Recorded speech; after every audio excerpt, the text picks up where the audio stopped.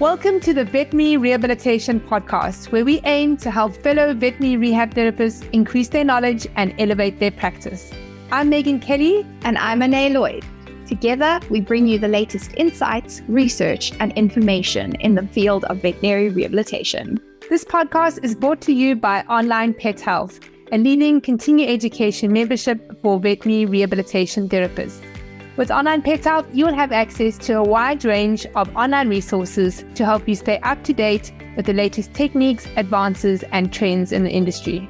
Our podcast features in-depth conversations with leading experts in veterinary rehabilitation. They share their own experiences and knowledge to help you improve your practice. Whether you're a seasoned pro or just starting out in the field, our goal is to provide you with the tools and the insights you need to succeed. So join us as we explore the exciting world of veterinary rehabilitation and help you take your practice to the next level. Hey Vetrehabbers, this week is part 2 of the 5 pillars of marketing with Maia from the K9PT Academy. This week we'll be talking about social media, advertising, and some tips on how to get your practice some PR.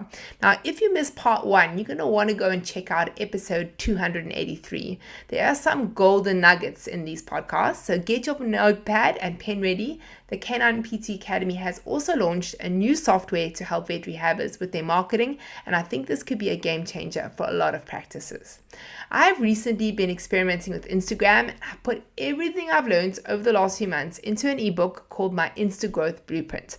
So I've been consistently now growing my new account by 1,000 to 2,000 followers a month, and I've shared everything that is working and relevant right now in that blueprint. So if you're interested, you can go to onlinepethealth.com/Insta Growth to find out more. Before we head over to that interview, a quick word from our sponsor. Curical Vet's founder and CEO, Dr. Nada Robinson, has been teaching science-based integrative medicine for nearly 25 years. She first developed her courses at Colorado State University, where she started the Medical Acupuncture for Veterinarian Certificate program in 1998. In so doing, Dr. Robinson developed a science-based platform for veterinary acupuncture, the first of its kind. Today, Curical Vet offers a comprehensive curriculum in integrative medicine with a rational, evidence-supported foundation. Courses include medical acupuncture, photomedicine, botanical medicine, medical massage, and integrative rehabilitation. You can discover Curical Vet at curical.org. So, are you ready? Part 2 of the 5 pillars of marketing with Maia. Okay, so we go on to pillar number 3, which is organic traffic. So how to get organic traffic and organic marketing, for me, it's mainly through social media. And so I thought we could maybe just speak about the social media platforms quite briefly. For my side of things, when I had my practice, social media wasn't like it is today. But I know, obviously, the social media now that a lot of the Vetrehabbers are using, and, I feel like Instagram and Facebook are the main ones where a lot of them are on. And I think a lot of the pet owners are on there too. But there are these new ones, like TikTok, that has come through, and there's obviously Twitter and Threads. And what are you using? What are you getting the best results out of, and what do you recommend to your students? How do you recommend that they focus on it? Because it can be quite daunting. There's all these platforms. They've got limited time. What is your approach to getting organic traffic through social media? Yeah, social media can be quite daunting, and it can be a great way to build your brand, to build a community and build recognition, but it can be a challenging way to get clients like right now. It can be, so what I mean by that is like social media is a great way for someone to start following you and seeing your post, and then you educate them. And then 9 months from now, when their dog tears the ACL, they're like, oh, I've been following this account. Let me contact them because I know that they can help me. So it becomes a little bit more of like building that relationship in the long run, basically. We have to first understand that we're not going to start a social media campaign and tomorrow start getting new clients. You potentially can if you're running very specific like paid ads, but even that can be a little bit challenging as well. So I think when it comes to deciding, okay, which social media platform am I going to focus on? Because like I said, there's just so many out there, is understanding who's your audience, who you're trying to attract, and what's the type of clientele around you that you want to attract. based also on your geographical location and what kind of platforms people tend to be, but your specific audience. So for example, you know, I don't necessarily want to market towards people who do agility, athlete dogs, kind of like stuff. That's not my niche. So I don't focus necessarily on doing events, on being on social media platforms and stuff with that audience in mind, right? So that's what I mean by understanding who is that you're trying to attract. And then geographically speaking too. So for example, if I'm helping a canine rehab therapist here in the United States that lives in a city in the South that has a lot of retired people, for example, right? So in the United States, a lot of people, once they retire, they tend to move where it's warmer, basically. So if you have a clientele that it's a little bit older, people in their 50s, 60s plus, kind of like stuff, and you're seeing their dogs, well, are they really going to be on TikTok? Are they really going to be on Instagram? More than likely they won't. Now, are they going to be on Facebook? Yeah, they're going to be on Facebook. That's the largest growing audience for Facebook, is people that are 50, 60 plus, basically. But if you live in a place like, let's say, Manhattan, you know, where it's a younger audience, people maybe on their late 20s, 30s, early 40s, kind of like stuff. A lot of people who don't necessarily have a kid, don't have a family, their dog is their family. What platform are they using? They're more than likely going to be on TikTok. They're going to be on Instagram.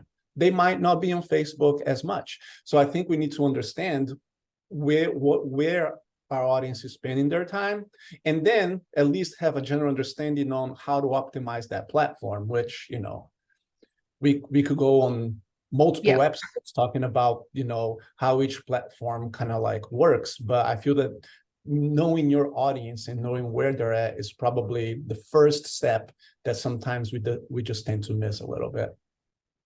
Yeah, and I think, you know, you can spend a lot of time creating content for social media that is not actually doing anything. And so, yeah, you've given some great tips and advice, like know who your audience is, who you're targeting, but also know what your goals are when you're posting. So when you create a post, what are you hoping to achieve from that post? It's no point just posting for the sake of posting. And I think a lot of vet rehabbers do that.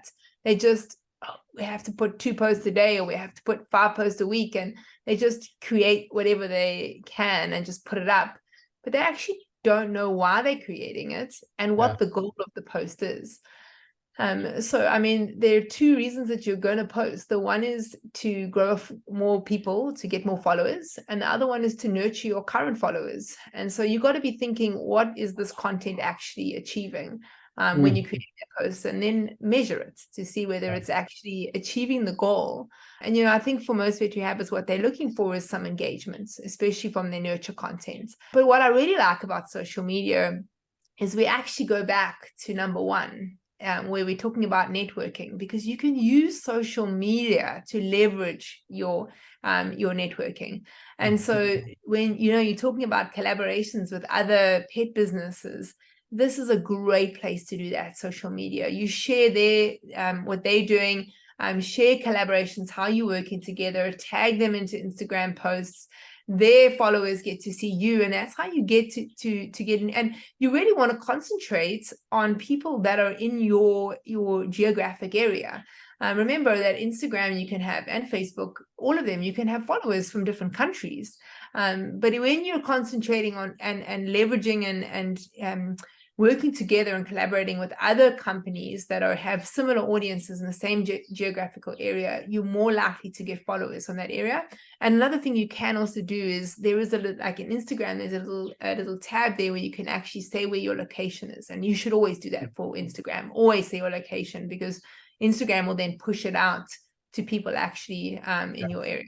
Yeah, I agree. There's just so many like little things, you know, to keep in mind with it. But yeah, the social media management component of it can be quite daunting. So if we can figure out ways to make that more manageable, right, which I feel that will help save, you know, people a lot of stress. So that way you don't feel like, oh, I need to post something today, because that's where I feel then it gets overwhelming. It's like, we feel that internal pressure of like, well, I didn't post yesterday. I got to post something today. I don't know what to post. So I'm just going to post whatever. And then you're missing what you said on the intention, on what is the goal behind it, kind of like stuff. And then you're just posting for the sake of posting, so there needs to be some sort of plan, and whatnot. And one thing we do with every new patient that comes through the door, as part of their intake questionnaire, there's a question there that asks them, like, do you have a social media accounts that you would like us to tag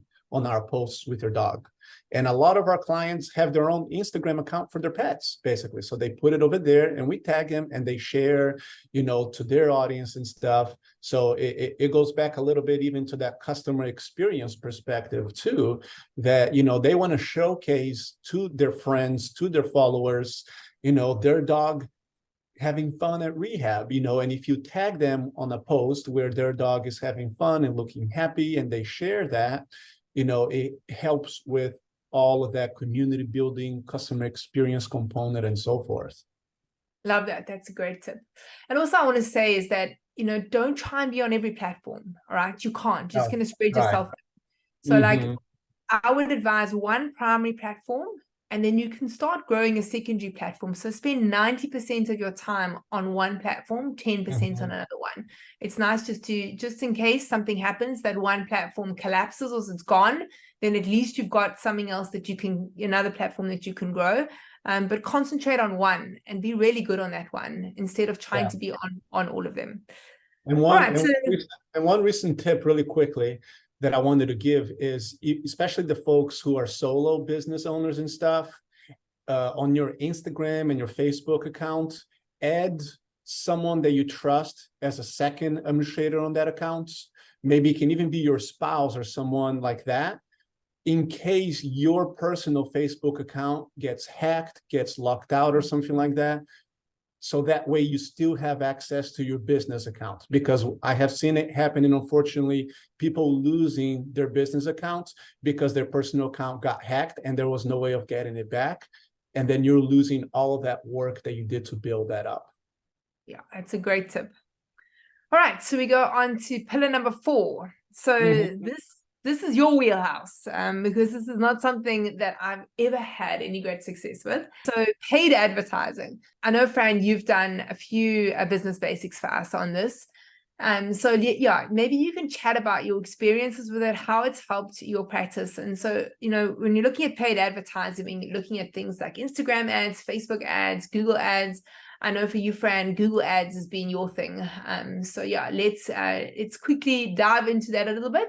And, if those of you that are interested more in this, we're not going to go too thorough here. You can go to the business basics in the Onlinepethealth area platform, and you can watch that whole training. He does Fran does a training on it. Yeah, we've done a handful of trainings in the platform, but yeah, it's just interesting, the different experiences, right? Where on your end, like you said, your bread and butter was the veterinary referrals. For us, it became Google, both organic, but also through like paid ads. And it was basically what I've realized, a great way to just get in front of people, get in front of the pet owner, get in front of someone who was looking for help with their pets. And sometimes they were looking for very specific help, like, their dog just had TPLO surgery and their surgeon recommended rehab. So they went on Google and they searched for dog rehab places near me or something like that. Sometimes you're using keywords where you're looking for specific issues. So like, how to help my dog that it's slowing down with arthritis, right? So they're not necessarily looking for rehab. They're not looking for like your services, but they're looking for help with arthritis. And then the main thing with Google in particular is, where do you direct them afterwards? Where the message that you get them afterwards? So for example, if someone is searching for help with their dog with arthritis and your Google ad pops up, okay, wonderful, boom, they clicked on it. And then now, since they clicked on it, you're paying Google for that click. But they go to your website and your website is talking about all this modalities of treatment that you do that doesn't really, people really don't understand how it helps their dogs necessarily, or they look at pictures of dogs doing agility in your homepage, but their dog doesn't do agility, so they don't connect with it. So if that happens, then more likely than not, they're not going to connect with what is on your page, and they're going to click the back button on the browser, and they're going to go to the next page, basically, that pops up.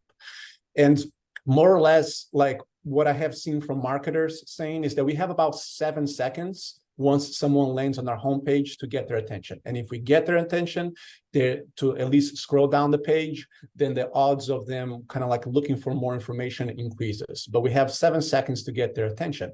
So if someone is searching for help with arthritis and they land on the page that you have on your website that talks about how do we help patients with arthritis, and here is a case study, a testimonial, how we helped this patient, and there is a picture that of an older dog looking happy doing exercises with you, like, you know, that's going to get their attention during those 7 seconds, where they're going to be more likely to then take that next step with you, right? So that's, I think, something that is missed when looking into paid ads, particularly with Google, but even paid ads from a social media accounts too. Is like, where are you taking them next? Because that next step is going to be the thing that it's going to make it or break in terms of making that work. And then you're trying to figure it out, okay, what do you want that next step to be on their journey with you, right? So if someone just found you on Google, more likely than not, they're not going to be right away being like, oh my goodness, this is amazing, I want to book an appointment. And that's something that sometimes a lot of rehab clinics' website fails. It's like they have a button that says book an appointment, but people are not ready to book an appointment yet. It's too soon on that relationship. So we got to figure it out how we will allow them to take that next step, but without them feeling overwhelmed by it, basically. Yeah, I love it. Yeah, I think one of the things is, you know, we are solving a whole lot of different problems for a whole lot of different clients. And that's where actually niching down really, really helps, right? So if you've got a specific niche, then you target that in an ad and then take them to a page which speaks directly to them. I think one of the things that a lot of Vetrehabbers, they just want to help everybody, right? They think if they help loads of, like they've got lots of different niches, then they're going to get more clients. And it actually has the opposite effect in marketing, because when you market to everyone, you market to no one, right? You've heard that saying.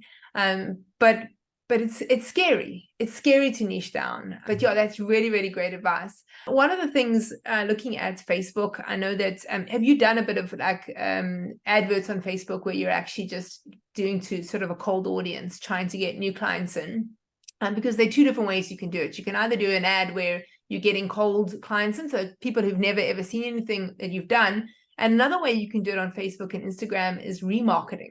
And so that's actually showing things to people that have already been to your site or watched your content. And so that's to warm leads. What has your experience been with those?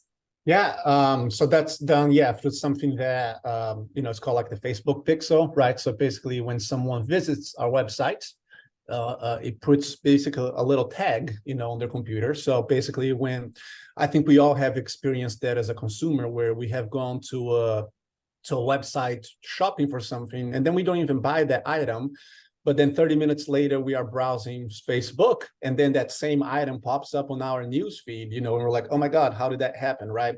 So it's through this little pixel, and that can be a strategy that can be quite helpful too. We haven't played much with it, to be quite honest, but we always kind of like talked about in terms of like, okay, if someone went, for example, let's go back to that arthritis example. If someone went to the page about arthritis on our website, but they didn't take the next step in the relationship, then what are different ways that we can still build the relationship with them? And that's one way that we can do that, is through them paid ads on social media, using that audience kind of like thing.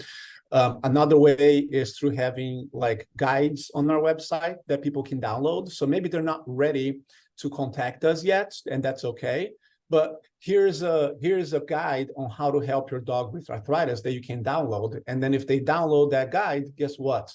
They start getting our automated emails that talks about arthritis, talks about how we help dogs with arthritis and that kind of stuff. So sometimes the relationship can be built, in different ways, rather than just being like, they either contact us from our homepage or they don't, and it's figured out how do we stay in front of them, basically.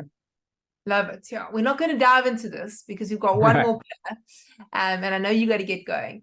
But for those that are thinking about this, if you create a guide, somebody has to give their name and email address to get that guide. We call it a freebie. And what happens is then you get them into your email marketing. All right. So that's a whole nother conversation that we haven't even dived into. But there's a series of emails that you can create called nurture series, where you actually have automatically people start getting emails depending on actions that they take. So that'll be for another time, my friend. So our last pillar is PR. PR, basically like getting out into newspapers, TV, radio. And I must say, for me, this was hugely successful for me. And it really helped to build my authority and my credibility. It helped with my word of mouth. It helped with my vet referrals. And there were a number of things that I did. I used to always be in contact. If I read the newspaper and I saw there was anything about dogs or cats or animals, I would write down the name of the reporter. And then I would Google that reporter. You can actually Google, and if you Google the newspaper and say email address, you will find that reporter's email address. And then I would get the email address. And then every time I had an interesting case, I would email them and say, I've got this really interesting case that I think you'd like to do an article on. And eventually they would reply. And then once they do one article for you, they just, every time you email them, they're there doing the article. And I had the same for radio and the same for TV. I was on morning shows.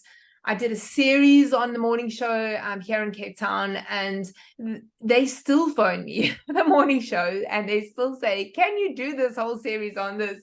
And I say, no, I don't do that anymore. But this is a really great way to establish yourself as the go-to vet rehab practice in your area. And you don't have to go like massive. You can actually just go for local newspapers. Start with the small local newspapers. And so there's obviously the whole sort of media side and PR side looking at that, but there's also a whole veterinary side, which I think that a lot of us forget about. There are lots of veterinary magazines that are always looking for people to write articles. And I think writing articles is less scary. I remember in the early days, let me tell you, sitting there in the live morning shows and stuff, I was petrified. People wouldn't think it. When I tell people this, they'll be like, no, but you look so comfortable. In the early days, I promise you, I was petrified. But writing an article is not as scary, guys, because you can write it, you can change it, you can send it to them, and it can go back and forth. But writing an article for veterinary magazines really helps your credibility to get those vet referrals, because when you're published in a veterinary magazine, vets will be like, oh, this must be the go-to person. If they're writing about this, they must be the go-to person. And the same with actually doing lectures and things like that. So sometimes you got to just put yourself out there and do these things. And you just got to look for any publication out there. I would definitely not pay to advertise in any of these publications. So pet magazines and things, I really don't think they work. I've done it in my day, and I did not get one person that said, on my registration sheets, I came because I saw you in this magazine. Never, not one. And I paid for a lot. But you can write articles for them, and people will read that. They switch off to any advertising, but they'll read articles. So I'd love to hear your experiences with PR. Have you used it? I've got loads of tips and advice, sneaky little ways in which to get onto radio stations and TVs, and I share a little bit of that in the business basics area. So you guys can go check on that. But yeah, I'd love to hear your tips and advice, Fran. Yeah, I remember listening. I don't remember if it was a podcast or if it was in the business basics where you talked about those, and I thought it was fascinating. All those strategies that you kind of like did with it, especially, back when social media and that kind of stuff weren't what it is today, right? But I still think that there is a room for those things. To be honest, out of those 5 pillars we're talking about, that's probably the one I have explored the least. I have talked with local magazines, but all of them wanted it, like I said, for me to pay a decent amount of money to have a column on it, which then I was just like, no, like I'm not going to pay that amount of money for it and stuff. So I haven't explored that as probably as much as I should in terms of, I think it to what you said, it just really helps put you as the expert in your region and stuff in a particular, type of topic, and especially depending on, I think if you are in more like at least here in the United States, if you are more in like a middle to small town kind of place, that would be probably one of the best ways to get, like my wife, she comes from a middle town in the Midwest where people read the newspapers a lot. When we go down there, we read the local newspaper a lot. Where here in Chicago, like no one really reads the newspapers besides the big, national newspapers. So that wouldn't be a mean for us. The local networks, of course, they're huge because it's Chicago. So it would be really hard for us to be able to get into like a segment with a local network. Maybe the more regional networks would be like potentially like a venue for us to kind of like try to get into, to do like a segment about rehab kind of stuff. But we have done a couple of like local digital magazines where they wanted to do a feature on us basically, and I forgot, it's been a few years now, so I forgot the name of the magazines, where they help showcase local like gems, local small businesses kind of like stuff. And they don't have a print magazine, it was all digital. But it was a great way to gain exposure, to their audience, to, I think even more, gain exposure to animal rehabs as a general, right? So people understand that like this is something that is available for their dogs, basically, because as we know, a lot of people don't even know that this is an option. Yeah. So, I mean, the big newspapers, if you just follow them and basically, like I said, if you look at the reporters that are the ones that are doing the dog articles, because it's always the same ones. They do other articles, but it's always the ones that are interested, and just keep emailing them. Because I've actually got myself into like South African like newspapers, like and I got one contact and that was it. It was great. Mm-hmm. I just kept going. So yeah, try go big, but yeah, start small. That's a good advice. Yeah. All right, friends, so we've gone through the 5 pillars of marketing. Obviously, marketing, it is a lot, all right? Mm-hmm. And a lot of us are treating patients most of the day. We don't have a lot of time to spend. And I think one of the big things is everything that we've spoken about, all right? For us, because of our knowledge of marketing, everything, we can see how everything fits together. But I think for a lot of the vet rehabbers, it's just all these little puzzle pieces, and to try and put it all together is really difficult. First of all, they don't have the knowledge to do it. Then they don't know what softwares to use to connect all of it. Like, for example, the freebie and the email, and how do they set that up and all of that, And so I think what generally tends to happen is they just say, well, that's great. Like, I've listened to everything that you and Fran have said, but how do I actually put this together?